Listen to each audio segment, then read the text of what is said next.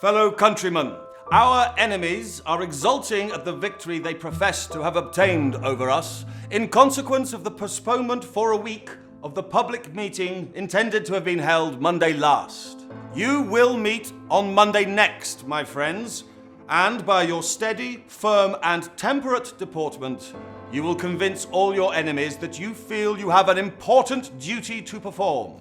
and that you will not suffer any private consideration on earth to deter you from exerting every nerve to carry your praiseworthy and patriotic intentions into effect. The eyes of all England, nay, all of Europe, are fixed upon you, and every friend of real reform and of rational liberty is trembling alive to the result of your meeting.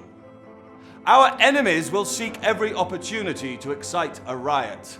that they may have a pretense for spilling our blood, reckless of the awful and certain retaliation that would ultimately fall upon their heads. Every friend of real and effectual reform is offering up to heaven a devout prayer that you, by your steady, patient, and peaceable conduct on that day, frustrate their hellish and bloody purpose.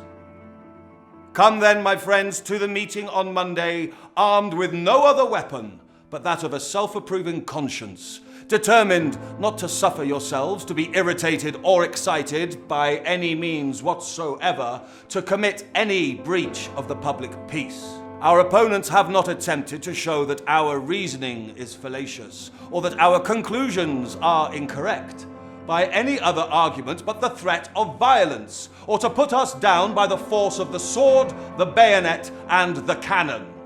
They assert that your leaders do nothing but mislead and deceive you, although they well know that the eternal principles of truth and justice are too deeply engraved on your hearts, and that you are too well acquainted with your own rights, ever again to suffer any man or any faction to mislead you. We hereby invite the borough reeve or any of the magistrates who signed the proclamation declaring the meeting to have been held on Monday last illegal. We invite them to come amongst us on Monday next.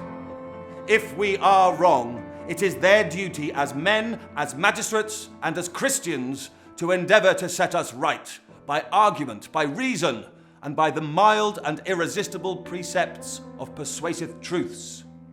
We promise them an attentive hearing, and to abide by the result of conviction alone. But once for all we repeat that we despise their threats, and abhor and detest those who would direct or control the mind of man by violence or force.